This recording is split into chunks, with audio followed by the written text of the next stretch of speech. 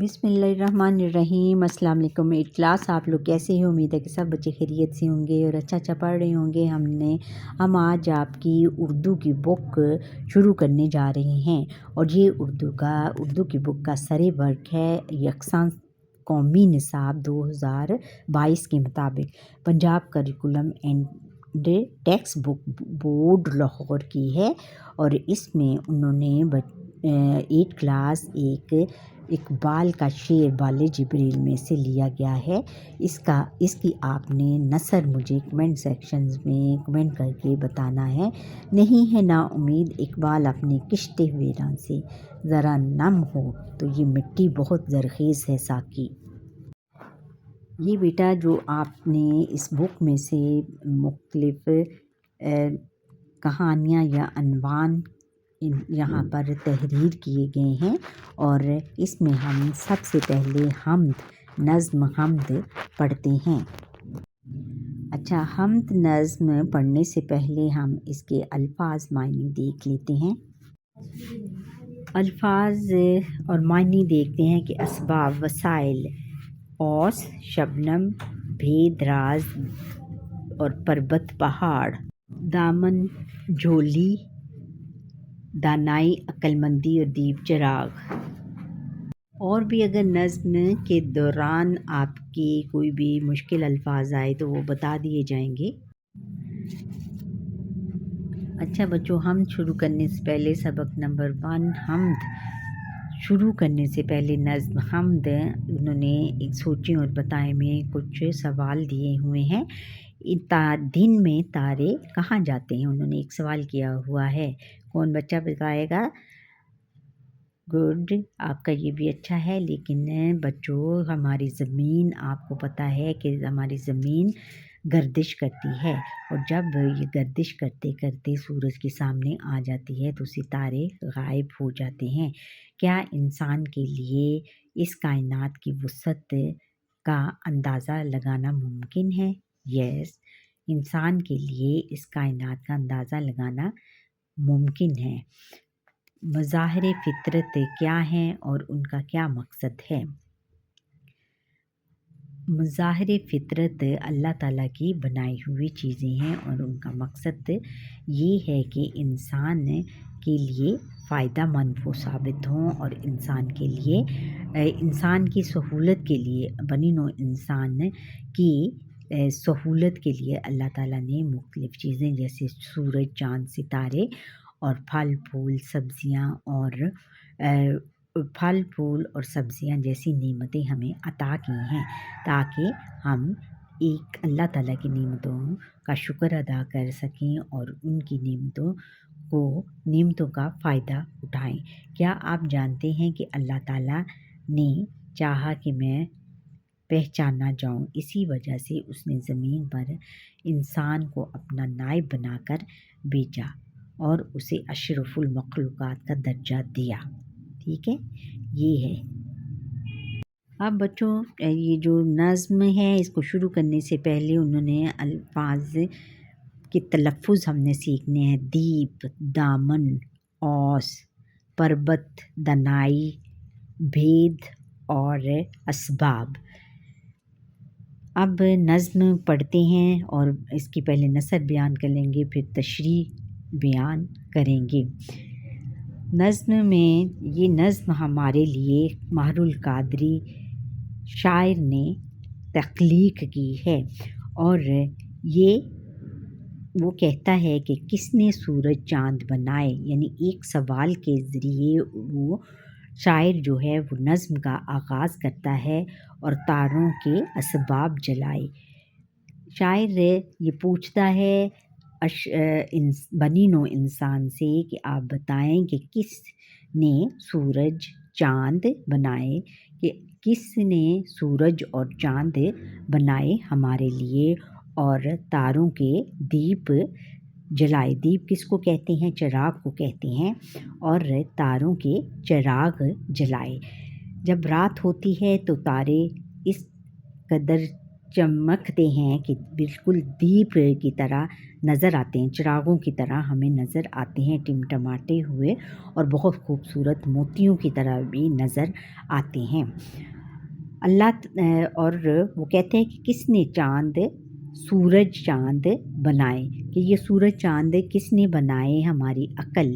جب ہم سورج اور چاند کو دیکھتے ہیں تو ہماری عقل جو ہے، یہ ہمارا ذہن، یہ ہمارے اندر جو ہمارا ذہن ہے وہ ہم سے یہ سوال پوچھتا ہے کہ یہ سورج اور چاند ستارے جو ہمیں نظر آ رہے ہیں یہ کس نے بنائے ہیں، اور یہ کس طرح تخلیق ہوئے ہیں، کیسے کیسے باغ سجائے، رنگ برنگے پھول کھلائے، اور کیسے کیسے باغ سجائے ہیں، کتنے خوبصورت باغ سجائے ہیں، رنگ برنگے پھول کھلائے، اور ان میں رنگ برنگے رنگ کے بہت خوبصورت رنگوں کے اللہ تعالیٰ نے پھول اگائے ہیں۔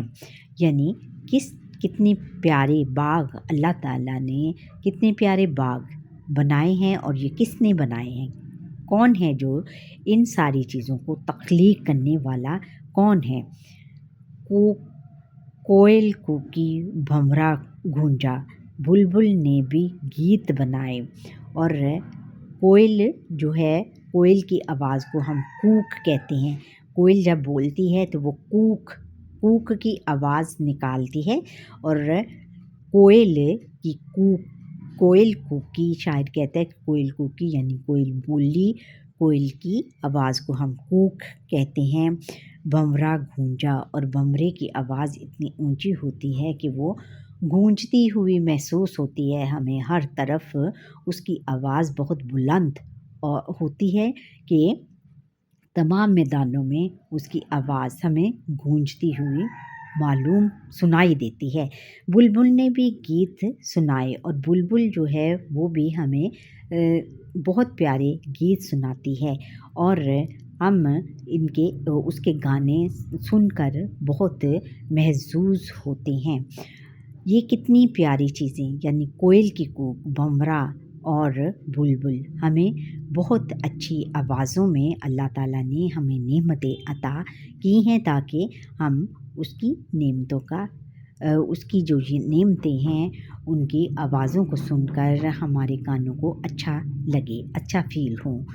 کلیوں کے دامن بھرنے کو اوس کے موتی بھی برسائے، اور کلیوں کے دامن بھرنے کو، کلیاں جو ہوتی ہیں، کلیاں کیا ہوتی ہیں؟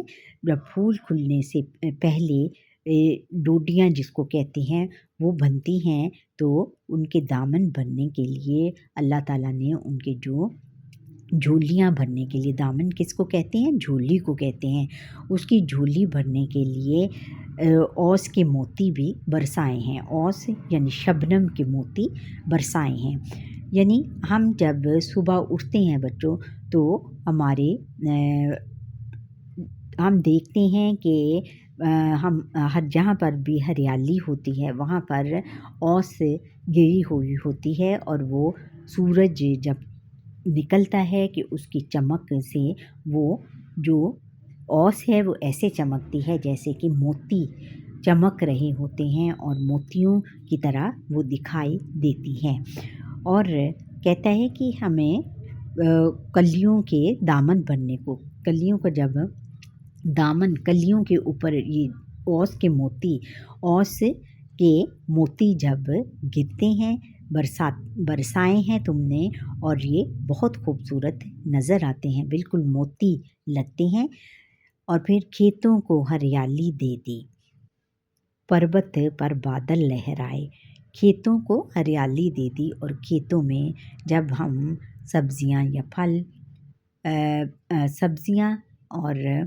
سبزیاں وغیرہ اگاتے ہیں تو وہ اتنی ہری بھری ہو جاتی ہیں، اور پربت پر تم نے بادل بھی لہرائے ہیں، اور پربت یعنی پہاڑ پر بھی تم نے بادل لہرائے ہیں۔ جو بادل ہیں وہ پہاڑوں کی چوٹیوں سے ٹکراتے ہوئے نظر آتے ہیں ہمیں، اور بہت خوبصورت دکھائی دیتے ہیں۔ بہت خوبصورت منظر یہ ہوتا ہے کہ کھیتوں کی جب ہریالی جو ہوتی ہے وہ اس طرح بل کھاتی ہوئی، اس طرح ادھر سے ادھر جیسے رقص کرتی ہوئی نظر آتی ہے، تو ہمیں بہت پیارا یہ سما محسوس ہوتا ہے۔ اور پھر بادلوں کی چوٹیوں سے ٹکراتے ہوئے بادل بہت خوبصورت نظر آتے ہیں۔ پھر یہ ہے کہ دریا دریا موجیں اٹھیں، دریا دریا موجیں اٹھیں، کہ دریا موجیں یعنی لہریں اٹھیں۔ دریا دریا، جب دریاؤں میں لہریں اٹھتی ہیں، لہریں آتی ہیں، جنگل جنگل پیڑ اگائے اور لہروں جب اور دریا میں اے اللہ تعالیٰ تو نے دریاؤں میں لہریں، پانی کی لہریں جب اٹھتی ہیں تو وہ بہت خوبصورت نظر آتی ہیں، اور یہ نظارہ ہمیں بہت خوبصورت نظر آتا ہے، اور ہمیں یہ ہمارے ذہن میں یہ سوال پیدا ہوتا ہے کہ یہ ساری چیزیں، یہ ساری نعمتیں کس نے بنائی ہیں؟ اور پھر جنگل پیڑ اگائے، اور پھر ہر جنگل میں تم نے پیڑ اگائے۔ درخت ہی درخت ہوتے ہیں بچوں، درخت آپ نے جنگل کبھی دیکھا ہے؟ جب ہم جنگل میں جائیں تو وہاں ہمیں صرف درخت ہی نظر آتے ہیں اور کچھ نظر نہیں آتا، اور بالکل اتنی ہریالی نظر آتی ہے، اونچے اونچے جو درخت ہیں، جو اونچے اونچے پیڑ، وہ اتنے خوبصورت نظر آتے ہیں۔ پیڑ کس کو کہتے ہیں؟ درخت کو کہتے ہیں پیڑ۔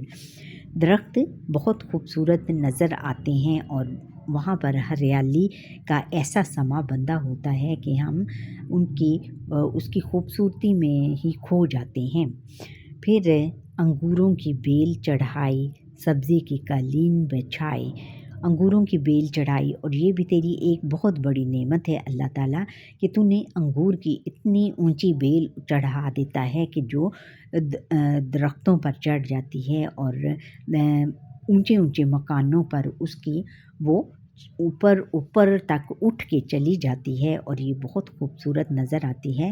اور پھر سبزے کی قالین بچھائے، اور ہر طرف سبزے کی قالین، سبزہ اس طرح نظر آتا ہے، سبزہ یعنی ہریالی اس طرح نظر آتی ہے کہ جیسے اللہ تعالیٰ ایسے لگتا ہے کہ جیسے تم نے سبزے کی قالین بچھائے ہوئے ہیں۔ دور سے ہم دیکھیں تو ایسے محسوس ہوتا ہے کہ جیسے اللہ تعالیٰ نے سبز رنگ کا قالین بچھایا ہوا ہے، تتلی کو رنگین بنا کر، اور تم نے تتلی کو رنگین بنا کر، تتلی میں اتنے اچھے رنگ بھر کر، اتنی پیارے پیارے رنگ بنا کر ہمیں رنگوں کی پہچان سکھائی ہے، اڑنے کے انداز سکھائے، اور پھر اس کو اڑنے کے انداز سکھائے۔ وہ اڑتی ہوئی اتنی خوبصورت لگتی ہے کہ وہ، اور اتنی بل کھاتی ہوئی اور لٹھراتی ہوئی جب اڑتی ہے تو ہمیں اتنی خوبصورت اور نظر آتی ہے کہ ہم تیری قدرت پر رشک کرتے ہیں، اور سبحان اللہ کہنے میں ہمیں کوئی ملال نہیں ہوتا، اور ہماری زبان سے بے اختیار سبحان اللہ ماشاءاللہ نکلتا ہے۔ انسان کو دنائی دے کر کیسے کیسے بھید بتائے، اور اے اللہ تعالیٰ تو نے انسان کو دنائی دی، عقل مندی دی، اور عقل مندی دے کر کیسے کیسے بھید بتائے، اور کیسے کیسے چھپے راز بتائے۔ یعنی اللہ تعالیٰ نے انسان کو عقل دی، اور انسان نے اللہ تعالیٰ کی جو چھپے ہوئے راز تھے، جو بھی اس کی چھپی ہوئی تخلیق، چھپی ہوئی جو اس کی چیزیں تھیں، ان کو اپنی دانائی عقل مندی سے اس کے راز کو افشاں کر دیا، اور اس کے راز جو ہے، بید کو راز بھی کہتے ہیں، اور اس کے راز جو ہیں وہ تمام بنی نوع انسان کے سامنے پیش کر دیے۔ یعنی ہم نے عقل مندی سے اس کو،